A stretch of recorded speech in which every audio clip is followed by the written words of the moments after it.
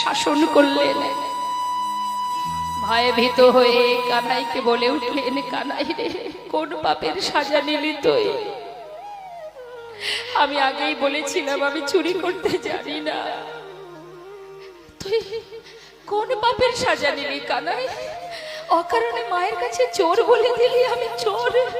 আমি তো তোর জন্য চুরি করতে গিয়েছিলাম, আমাকে চোর বানিয়ে দিলি কানাই। জানিস, আমার প্রাণের থেকে তোকে বেশি ভালোবাসি।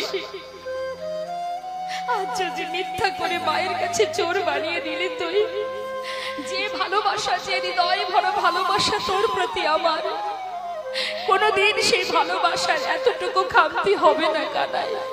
কিন্তু আজ তোর সামনে দাঁড়িয়ে আমি প্রতিজ্ঞা করলাম। আমার মা বলে তুই নাকি ভগবান। আমি তো জানি না বন্ধু তুই ভগবান কিনা।